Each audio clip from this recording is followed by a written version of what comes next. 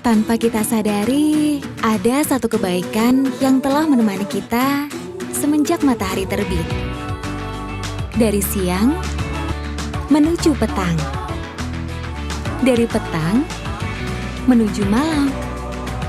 Tahukah kamu dari mana kebaikan itu berasal? Dari sini. 24 Hours of Goodness.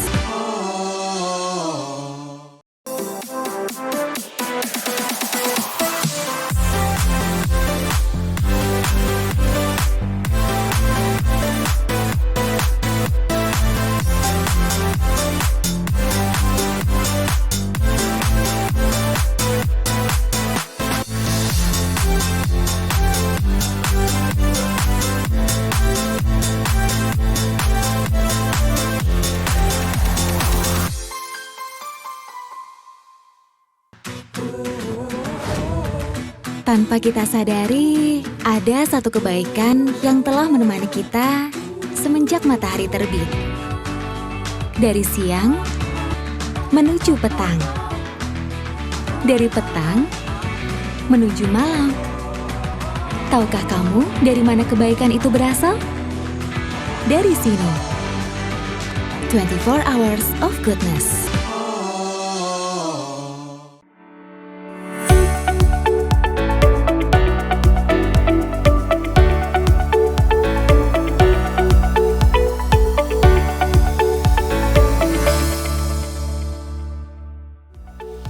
Acara ini didukung oleh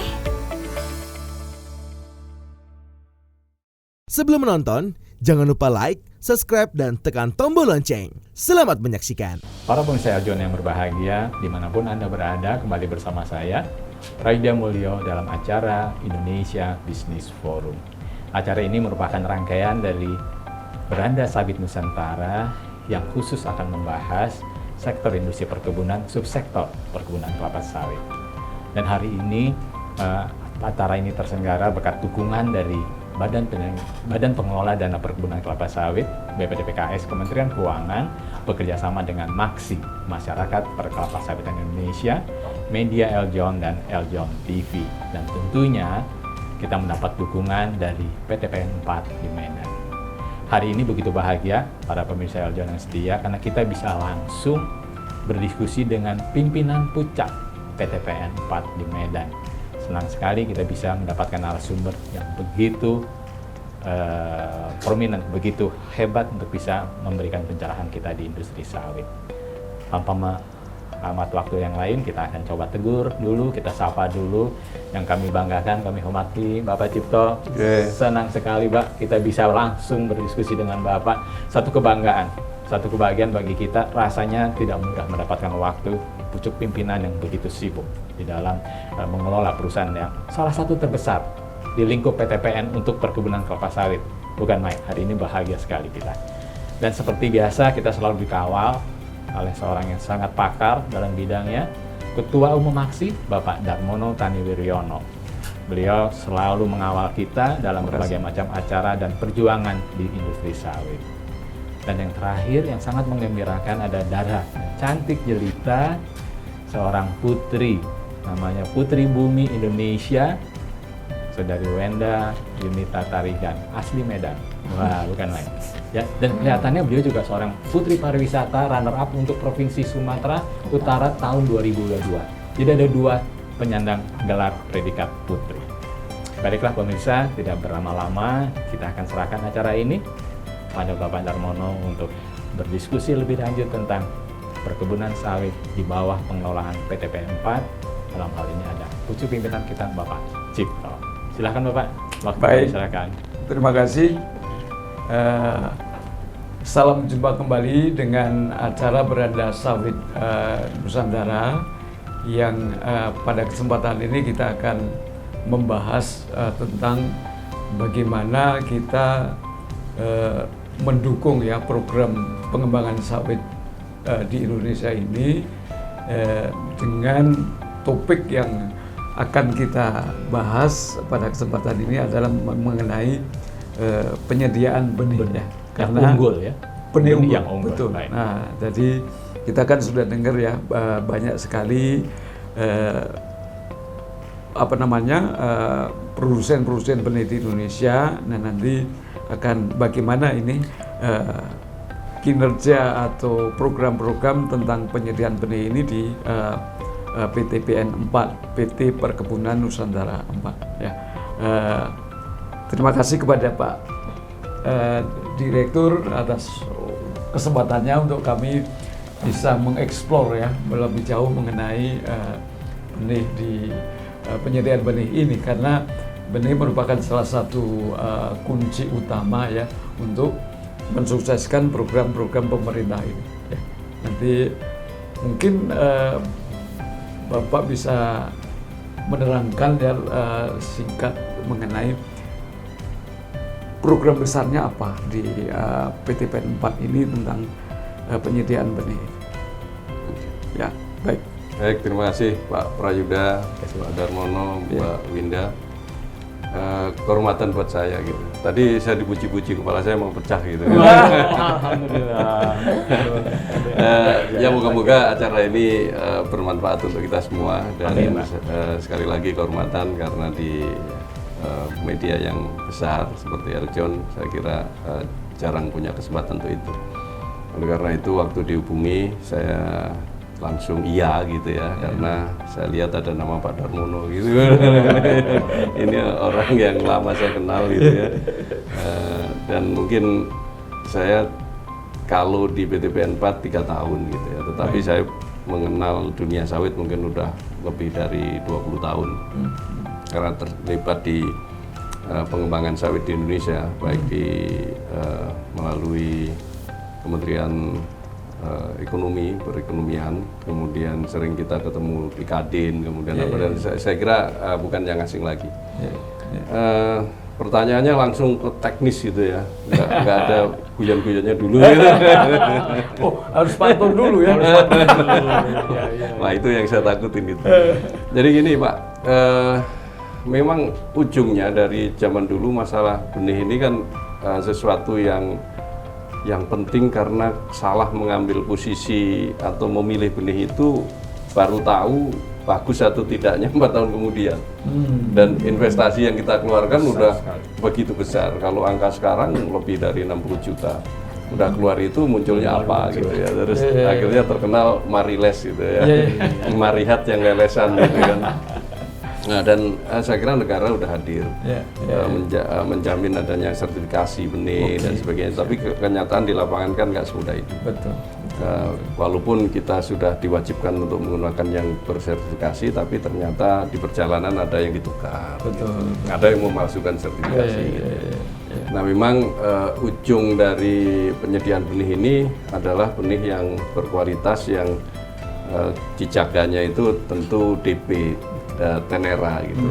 Nah, PT PN 4 melihat kebutuhan itu kita mengembangkan sendiri. Kemarin udah dilihat kan di Adelina, kita punya induk-induk, pohon induk yang datang dari banyak tempat, termasuk dari Afrika, kemudian dari Costa Rica dan lain-lain, yang itu kita tanam dengan baik dan memberikan kesempatan kita untuk mencari cross DP-nya yang paling bagus. Nah, yang terakhir kita minta di kebun benih kita itu, di balai benih kita, untuk menemukan yang MT Ganu, yang multi toleran Ganoderma atau medium toleran Ganoderma. Kenapa? Karena terutama Sumatera Utara, mungkin Sumatera secara umum, isu serangan Ganoderma ini menjadi sangat penting dan sangat masif. Jadi mungkin apa yang mereka lakukan terakhir itu di situ. Nah, selain itu kita juga mencoba untuk mempersiapkan benih tidak hanya untuk perusahaan besar, apalagi untuk PT PN Group, tetapi juga untuk masyarakat. Karena tadi seperti di awal saya sampaikan, masyarakat ini sebenarnya ingin benihnya yang bagus itu. Tapi ada masyarakat lain gitu yang mencoba untuk mengambil keuntungan di situasi yang memang di situ ada kesempatan gitu. Sebagai contoh di BPKS nih Pak, ini seringkali di depan kantor BPKS yang pemasaran itu ada orang datang ke situ. Kalau orang ada dari daerah datang ke situ dipanggil Pak, nggak usah masuk situ, gedungnya bagus susah, di sini aja langsung transaksi. Kita Sampai bantu segitu. ya, kita Bantu di apa, tapi ternyata yang dikirim itu nanti yang marinas tadi. Oke, baik. Jadi saya kira tadi saya sampaikan bahwa memang kita by design kita ingin menyiapkan benih yang bagus dengan jumlah yang mencukupi dan mudah diakses oleh masyarakat terutama petani. Baik. Karena kalau perusahaan kan punya akses yang lebih mudah ke yang lain-lain kan, memproduksi benih yang lain. Saya kira itu Pak. Oke, Dari- baik. ya. Terima kasih. Mungkin Iya. ini Putri Bumi Iya, apa nih tentang nah, benih yang mau ditanyakan? Enggak, ini perlu karena masyarakat supaya tahu gitu bagaimana benih itu bisa diperoleh dan benih yang unggul tentunya kan. Tadi ada yang MT Gano tadi kan. Ini sangat penting sekali. Winda apa yang mau ditanyakan? Iya Pak, benar. Kan Wenda ini baru ya Pak di persawitan ya Pak, di perkelapa sawitan. Nah, kalau benih itu kan merupakan modal utama ya Pak. Seperti yang Bapak katakan tadi, jangan sampai di keempat tahun itu kita salah memilih benih kan Pak. Nah, langkah-langkah apa saja yang Bapak ambil ataupun yang PTPN ambil untuk memenuhi kebutuhan benih tersebut Pak? Supaya benihnya itu yang harus dipilih itu yang lebih unggul gitu Pak, jangan salah pilih gitu Pak. Ya, terima kasih.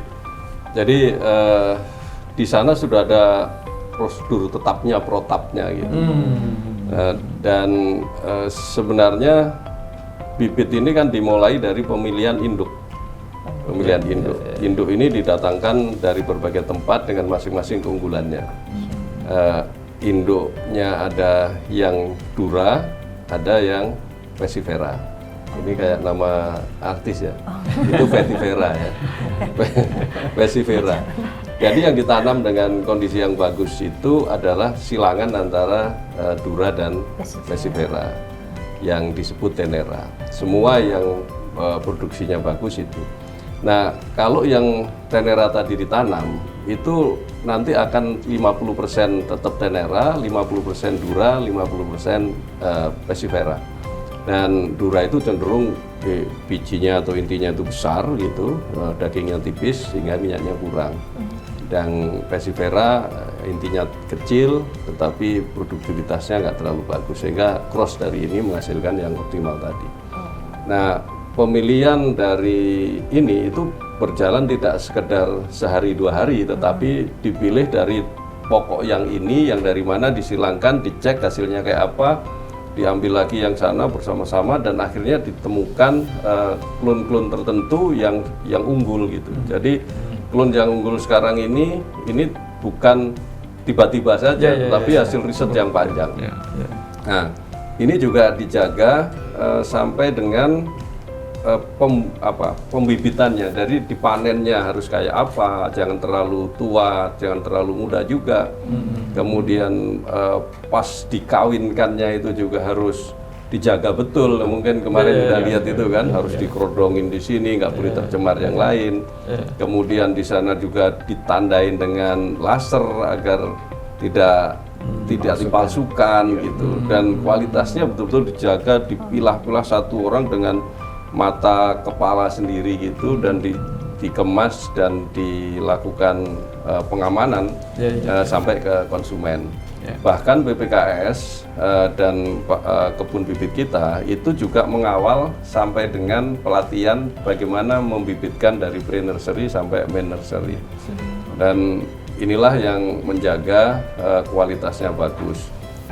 Produktivitas produksi dari kebun benih ini, balai benih ini cukup tinggi. Tetapi dengan perkembangan yang begitu luas, itu juga ternyata masih kurang terus. Jadi akan dikembangkan lagi. Ya. Oke. Sebelum kita lanjutkan, kelihatannya ada baiknya kita lihat tayangan ini, Pak. Karena kita kemarin sempat, Bapak, kita melihat langsung ke balai benih yang dikelola, yang dikembangkan oleh PT FN 4. Yang mungkin kita bisa lihat dalam tayangan sejenak, yang nanti mungkin ada pertanyaan berikutnya setelah penjelasan dari Pak Direktur. Nanti setelah kita melihat tayangan ini akan muncul pertanyaan-pertanyaan berikutnya. Para pemirsa Eljon, kita lihat tayangan sejenak tentang balai benih yang dikelola oleh PT PN 4.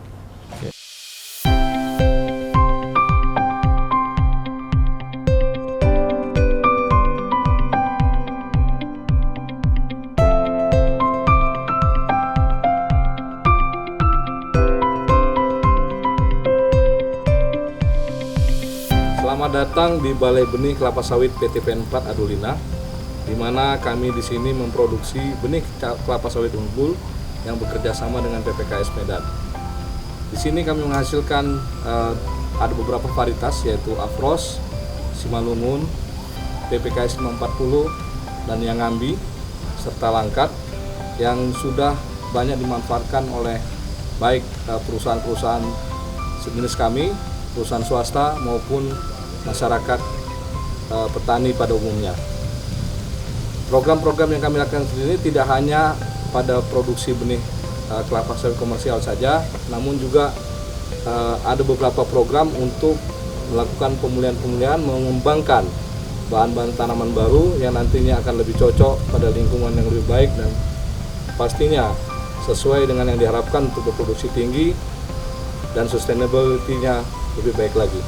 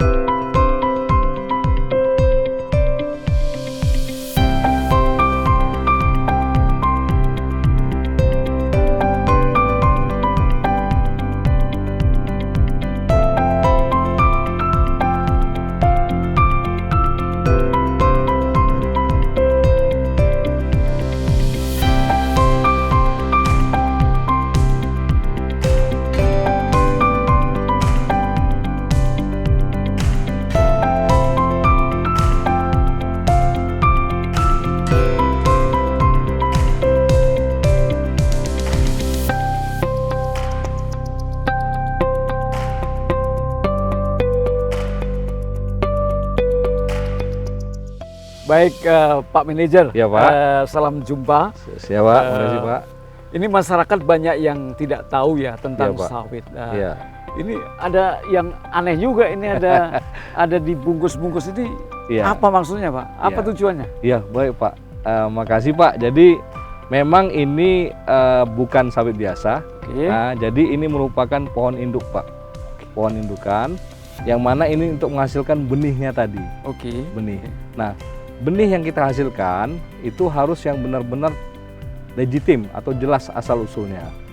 Maka kita melakukan perlindungan terhadap bunganya supaya tidak terjadi penyerbukan liar, Pak.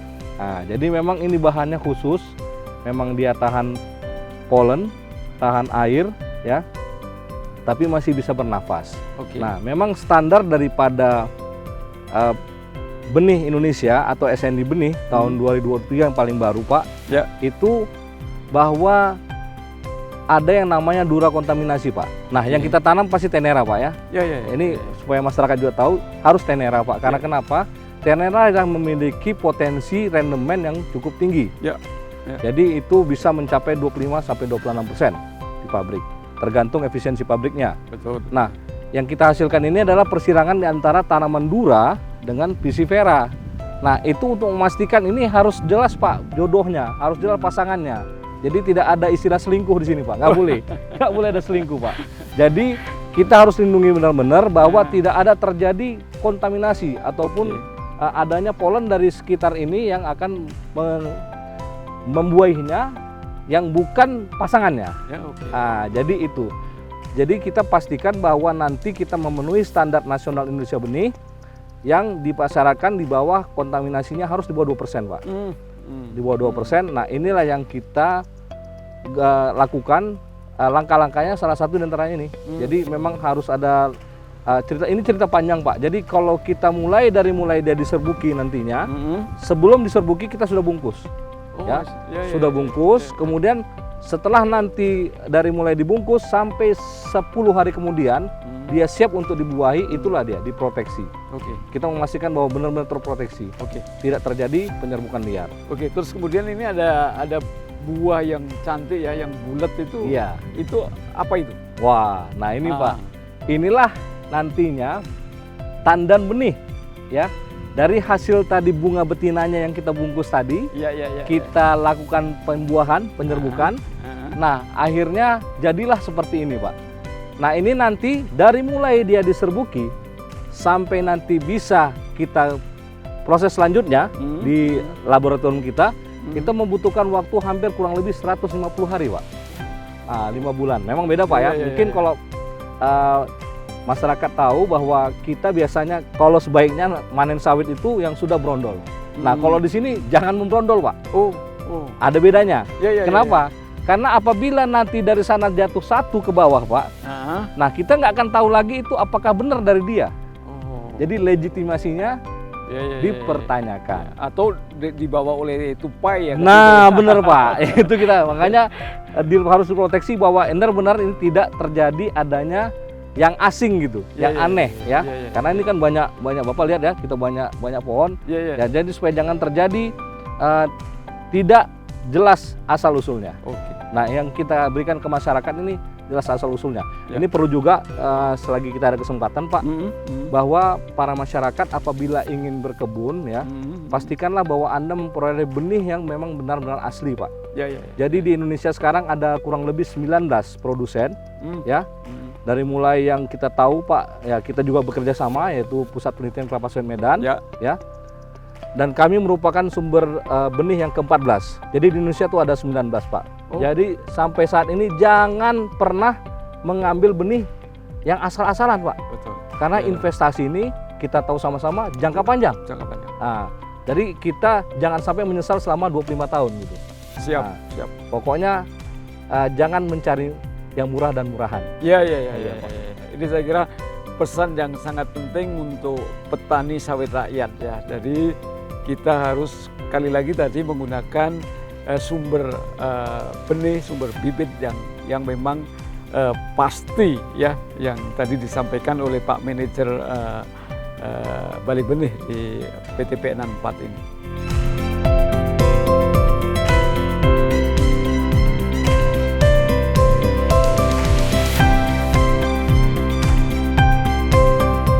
Pak Direktur, Pak Darmono dan Putri, kelihatannya kita harus sejenak untuk pesan-pesan ini. Jangan kemana-mana, kita akan kembali dengan diskusi yang lebih menarik tetap dalam acara Beranda Sawit Nusantara bersama PT PN 4 Medan.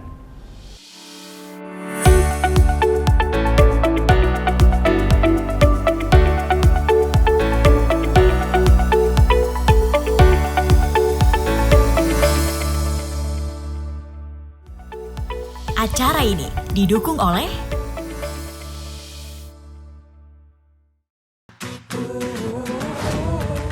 Tanpa kita sadari, ada satu kebaikan yang telah menemani kita semenjak matahari terbit. Dari siang menuju petang. Dari petang menuju malam. Tahukah kamu dari mana kebaikan itu berasal? Dari sini.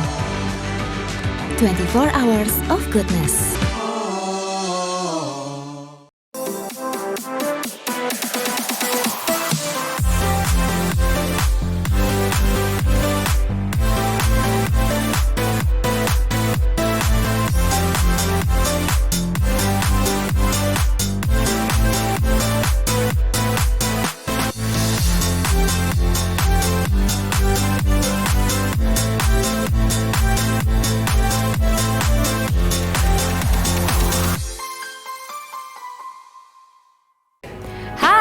Sobat Eljon, sudah selesai nontonnya?